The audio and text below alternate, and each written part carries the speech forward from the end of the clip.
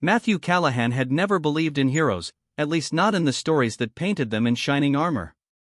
A history professor at Columbia University, he had spent his life reading about humanity's triumphs and follies, safely removed from the chaos of actual events. Yet here he was, perched on the edge of his New York apartment rooftop, staring down at a city that no longer resembled anything he recognized. The streets below were littered with debris, the skeletal remains of cars abandoned in hasty flight.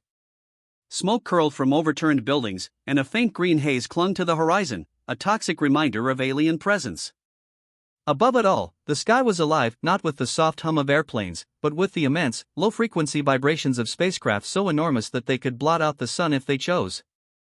Matthew could feel the resonance through the soles of his shoes, up through his chest, and into a pulse that felt almost alive.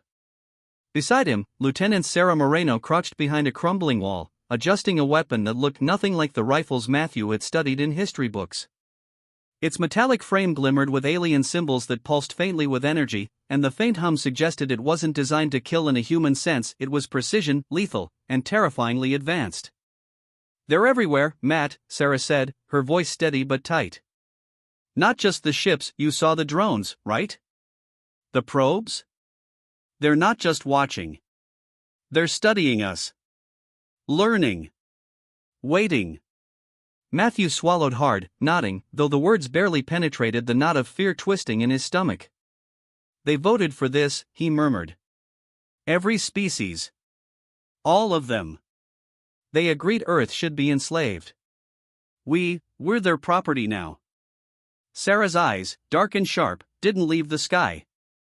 "They assumed we'd be compliant," she said. "They assumed they could calculate us, predict us, and break us before we even began. But they forgot one thing: humans aren't predictable." A shiver ran down Matthew's spine. He could see one of the largest ships break orbit, descending toward the city with terrifying precision. Its hull was iridescent, shifting in color as it passed through the atmosphere, reflecting the city lights in impossible patterns. It moved like a predator, slow and deliberate, aware of the chaos it instilled below. The deep hum of its engines vibrated through the air, rattling windows and doors alike. Matthew's gaze fell to the streets.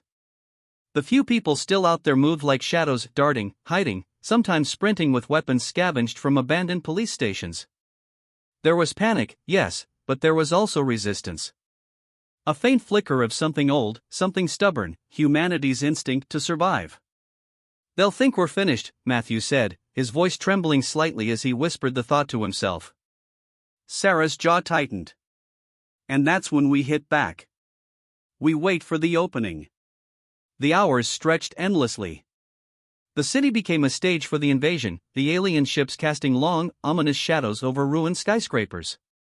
Communication lines faltered, electricity flickered, and the occasional shriek of terror punctuated the deafening silence that settled between the metallic roars of the spacecraft. Matthew and Sarah stayed low, moving from rooftop to rooftop, observing, listening, and planning. Through the night, Matthew thought about the vote. Every species capable of communication had agreed to enslave humanity, but they had miscalculated. They had underestimated the one thing no machine could ever predict: human ingenuity, born of desperation and fear. He remembered the images streaming from the southern hemisphere, small communities in Brazil, Africa, and Australia using nothing but debris, ingenuity, and courage to sabotage alien drones. Factories were rigged to explode, communication networks jammed, and alien reconnaissance units destroyed in ways that confounded logic. Humanity, scattered and battered, was learning to fight. Sarah motioned toward the edge of the rooftop, pointing toward a drone hovering above the street below. It was metallic, sleek, insect-like, its surface reflecting every flickering light of the destroyed city. With a quiet click, she aimed, and a pulse shot out from the weapon in Matthew's hands. The drone erupted in a shower of sparks, crashing into a lamppost and rolling into a burning car. Matthew's heart pounded in his chest. "That worked?" Sarah smirked, though it didn't reach her eyes. "For now. But every victory counts. They can't predict what we don't show them." Hours turned into a day. Matthew moved through the city like a ghost, guided by Sarah and the faint traces of resistance forces that were scattered but coordinated. The alien ships didn't land immediately, they hovered, observing, analyzing, waiting for humans to make a move that would justify eradication. But humans did not act predictably. They fought in the shadows, hit and vanished, leaving the aliens frustrated and increasingly unnerved. By nightfall, Matthew found himself overlooking the river, the water blackened by oil spills and the wreckage of overturned vessels. Across the skyline, alien ships glowed faintly, their lights reflecting in the water like malevolent stars. He could hear the low, resonant hum of one massive vessel as it hovered above the city, scanning the ruins with what he could only interpret as intelligence.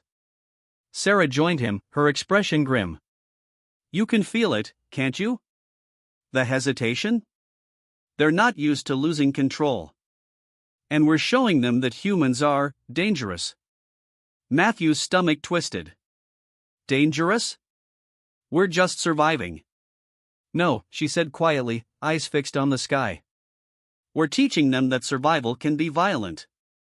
That it can be calculated and relentless. That they can't just vote to own us like property and expect compliance." He nodded, swallowing hard. Somewhere in the distance, a low siren sounded, a warning from a satellite still operational, signaling another approaching drone swarm. The city, already broken and battered, trembled again. Matthew realized then that this was the new normal: fear, vigilance, and the constant rhythm of resistance. Hours passed in a blur of tension, stealth, and fleeting skirmishes. Every rooftop was a perch, every alley a potential death trap. Yet despite the chaos, Matthew began to understand something fundamental: the alien invaders, for all their technology, had a fatal flaw. They had never anticipated a species that could adapt so quickly, think so creatively, and strike unpredictably. By dawn, Manhattan looked like a ghost city. Smoke still rose from the ruins, and the greenish haze clung stubbornly to the horizon. Yet scattered across the streets were signs of defiance: graffiti proclaiming "We fight," barricades made from rubble, and the faint traces of human ingenuity still at work. Sarah turned to Matthew, her face streaked with dirt but alive with determination. "They think they have us. But the fight isn't over. Not by a long shot." Matthew gazed at the skyline, at the ships hanging like vultures above the city, and felt a spark he hadn't felt in decades, a spark of human defiance, raw and unyielding. He realized, then, that humanity wasn't done, and that the species that had voted to enslave Earth had underestimated one thing above all: the will to survive, to fight back, and to reclaim their world. And for the first time since the vote, he allowed himself a flicker of hope. Weeks had passed since the first invasion, and the world had grown into a strange, jagged rhythm, part chaos, part survival. Matthew Callahan moved through the ruins of Manhattan like a man haunted by history itself, navigating shattered streets and alleys lined with debris. The city was unrecognizable: skyscrapers that had once gleamed in sunlight were now skeletal shells, and the constant hum of alien ships overhead was a reminder that humanity's existence was still under a microscope. Matthew had become part of a clandestine coalition, a network of civilians, soldiers, and scientists who refused to accept the verdict of intergalactic tyranny. It wasn't a formal army, it was a resistance forged from desperation, improvisation, and sheer instinct. They met in basements, abandoned subways, and makeshift labs, sharing knowledge, plotting strategies, and, above all, learning from the enemy. Among them was Dr. Lena Hopkins, a physicist whose mind seemed to operate at a different frequency than the rest of humanity. She was lean, intense, and perpetually scanning the chaos around her as if she could calculate the trajectories of every enemy drone in her head. She had a whiteboard filled with diagrams and equations, the scrawlings of a genius teetering on obsession. "What if," she said one evening, her voice low but urgent, "the vote wasn't binding the way they think? What if it's not about control in the traditional sense, but about perception?" Matthew frowned, trying to follow her rapid reasoning. "Perception? They assumed we'd comply," Lena said, pacing between overturned tables. "They assumed we'd be predictable. But humans aren't predictable. We adapt. We improvise. We make mistakes that are brilliant. That unpredictability, they can't handle it." Sarah Moreno, crouched across from them, shook her head. "And what leverage do we have? Nukes? They'd vaporize us before breakfast." "No," Lena said firmly, slamming her palm against the whiteboard. "Not destruction. Understanding. We have to show them that humans are not a species to be calculated, to be corralled. We have to make them fear the consequences of underestimating us. Fear was already in the air. The alien species that had voted to enslave Earth were sophisticated, coordinated, and merciless, but every day, every minor victory, chipped away at their confidence. In Brazil, hackers had intercepted communication networks and caused drones to spiral out of control. In Africa, scavengers had rigged factories to emit EMP bursts that disabled surveillance ships. In Australia, teams had sabotaged supply chains, leaving alien troops stranded with no fuel, no guidance, and no understanding of the chaos unfolding below. Matthew watched footage of one such incident on a salvaged monitor. A Valorian drone, sleek and metallic, had fallen into a river after a human team triggered a concealed magnetic field. The crash was violent, the impact rippling through the water, and yet there was something almost poetic about it, an alien machine, assumed invincible, undone by ingenuity and audacity. "It's happening," Matthew whispered, awe and disbelief mingling in his voice. "They're actually losing control." Sarah's eyes narrowed. Control is all they know. They think in grids, calculations, simulations. But humans don't fit their logic. That's why we survive. For the first time in weeks, the team felt a shift, a subtle, almost imperceptible weakening in the alien dominance. Ships that had hovered ominously over cities were retreating slightly, repositioning, uncertain. The coordinated strikes of humanity, scattered and small, were exposing a flaw in the invaders' methods. They hadn't accounted for resilience born of desperation. Then came the moment that changed everything. A Valorian command ship, a vessel so massive it could cast a shadow over 3 city blocks, was descending toward what remained of Lower Manhattan. Matthew's team had managed to infiltrate its satellite network with a hacked signal they barely understood. Lena's calculations had been audacious, risky, and, against all odds, effective. The ship's descent wavered. Its trajectory shifted slightly, then violently, as if the alien commanders themselves had been blinded by something they could not anticipate. The monitors flickered, static dancing across the screen, and then the vessel plunged into the river, creating a shockwave that rocked nearby buildings and sent water cascading into the streets. Matthew's breath caught. They can be stopped. Sarah exhaled slowly, a grim smile touching her lips. "Not stopped completely," she said, "but challenged." "That's all we need." News of the first vote reversal spread like wildfire. Across the globe, humans who had been fighting in isolated pockets began to see a pattern. The aliens, once confident in their absolute authority, were now vulnerable to disruption. A network of small, coordinated attacks, each born from human creativity, had created chaos the invaders could not predict. Fear began to seep into their ranks. Matthew and Sarah returned to a ruined block of Manhattan, watching as a delegation of alien envoys approached, stepping carefully among the rubble. These were not soldiers, they were diplomats, emissaries, pleading, negotiating, trying to understand why the humans refused to yield. "They want to talk," Sarah whispered, incredulous. "They've never begged before." Matthew's chest tightened. "Or maybe they're scared," he murmured. "Maybe they finally understand that their vote doesn't give them power over a species that refuses to be owned." The aliens' gestures were hesitant, almost trembling. Their forms were grotesque, their limbs and appendages unnatural, yet there was a humility in their movements. They extended devices, symbols of surrender, weapons lowered, communication arrays shimmering with negotiation signals. For the first time in history, humanity had turned the tables. Species that had once agreed to enslave Earth were now negotiating, uncertain, fearful, and fully aware that underestimating humans had been a catastrophic mistake. Lena's voice cut through the moment, steady but urgent. "This is just the beginning. They'll try to regain control, but every action we take now teaches them the lesson we couldn't deliver with diplomacy: humans cannot be predicted. Humans cannot be broken." Matthew nodded, realizing that Lena was right.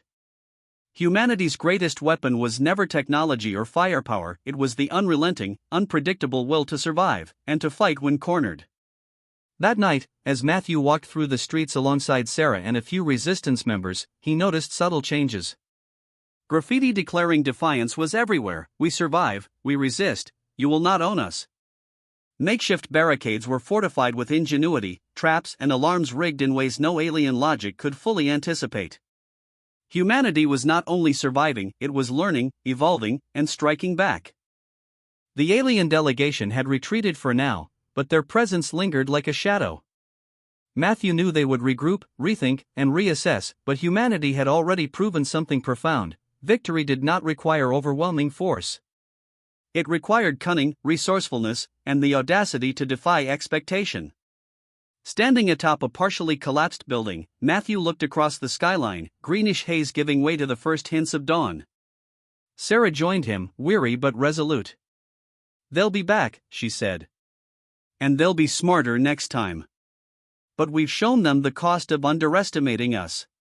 Matthew exhaled slowly, letting the weight of the realization sink in. "The fight isn't over," he admitted. "But for the first time, we're not just running. We're ready." And in that moment, as the sun broke through the ruined horizon, Matthew felt something he hadn't felt in months: a flicker of hope. A conviction that humanity, scarred but unbowed, could survive not because the odds were in their favor, but because they refused to surrender. The turning point had arrived. The species that had voted to enslave Earth were learning, for the first time, that humans were neither predictable nor submissive, and that their arrogance had sown the seeds of their own fear. By the time summer settled over the planet, the impossible had become reality. The very species that had voted to enslave Earth now came crawling. One by one, they arrived, not with conquest, but with entreaty. Their ships, once symbols of domination, now moved hesitantly, almost reverently, as if aware that humanity had rewritten the rules of power. Matthew Callahan stood atop the steps of what had once been the United Nations headquarters, now a fortified bastion of human sovereignty. The marble was cracked, scarred by the past months of invasion and rebellion, yet it retained the grandeur of its symbolic weight. Around him, soldiers, scientists, and civilians gathered, every hand that had fought, every mind that had resisted, every soul that had survived, united under a banner of survival and defiance. Sarah Moreno stood beside him, her stance rigid but relaxed, her eyes scanning the horizon.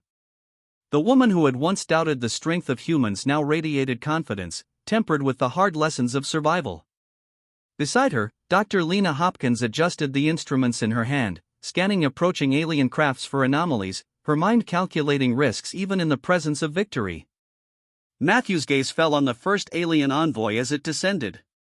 It was grotesque by human standards, its limbs elongated and shimmering with a faint, unnatural glow. Its head tilted in a gesture of submission, a subtle but unmistakable bow.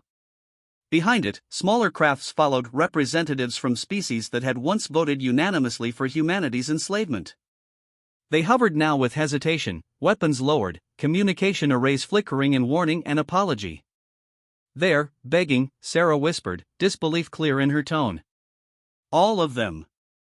They're begging for mercy." Matthew's chest tightened, not with pity, but with a profound understanding of what survival had meant for his species. The aliens had assumed that Earth could be calculated, broken, and subdued. They had believed that the vote was enough to seal humanity's fate.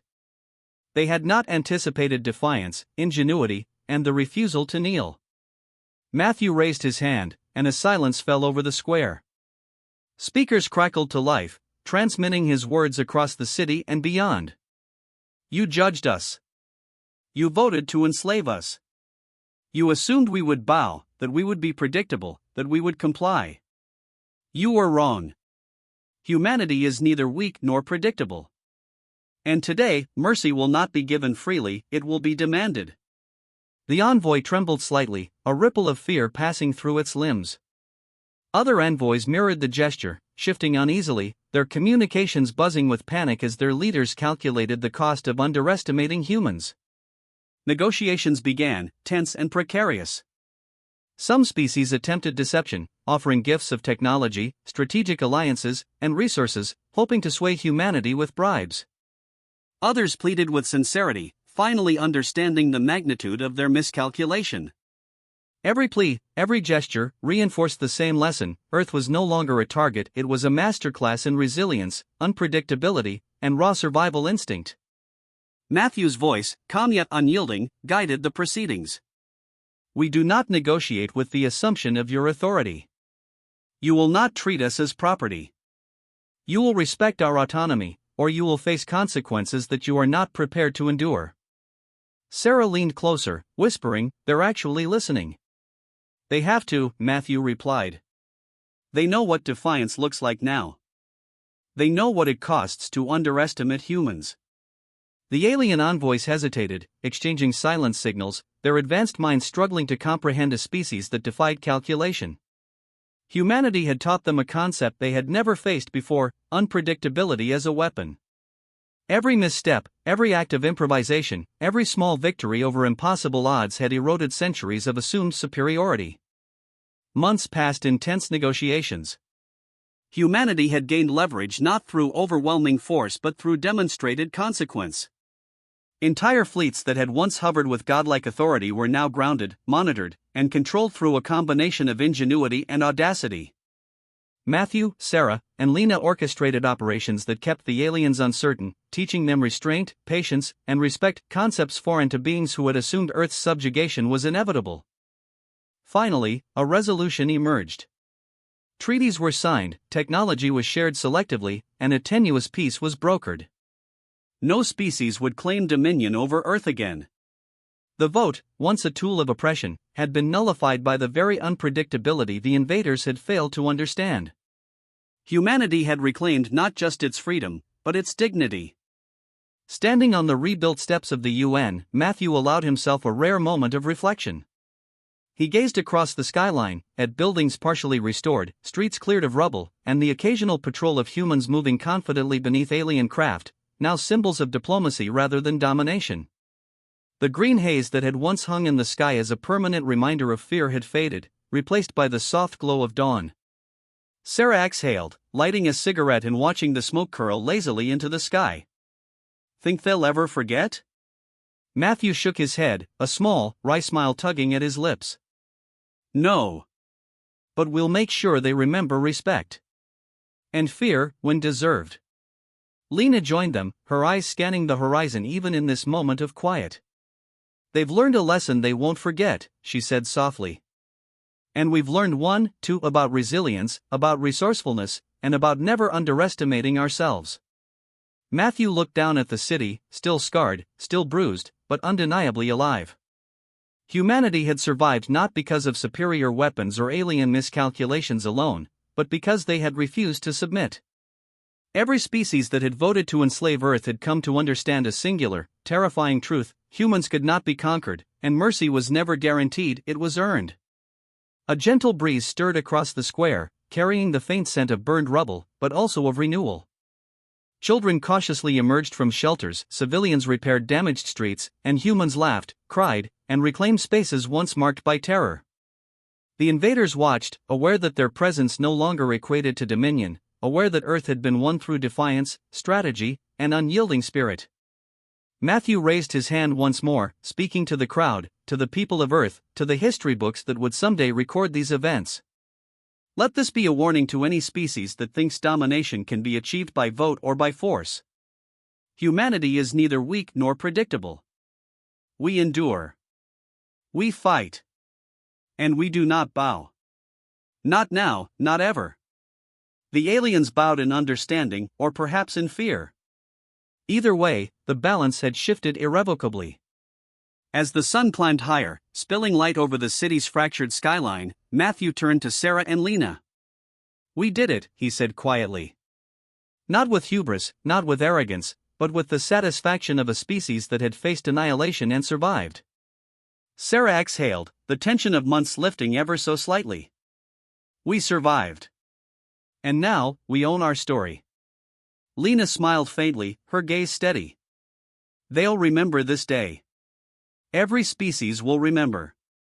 And as the people of Earth began to rebuild, cautiously but with determination, Matthew understood the profound truth that had guided them through darkness: humanity's greatest strength was never the weapons they wielded, nor the technology they had scavenged.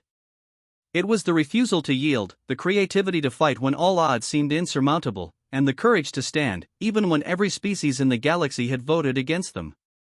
The sky over New York was calm at last, stars glittering faintly in the fading haze.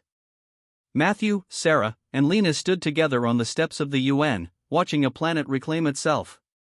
Humanity had survived. Humanity had won. And every species that had once sought to enslave Earth would now forever know what it meant to face the indomitable human spirit. For the first time in months, Matthew felt a peace that had seemed impossible, a world scarred, yet alive, a species battered, yet unbroken. And somewhere in that quiet, the faintest whisper of hope promised that humanity's story was far from over.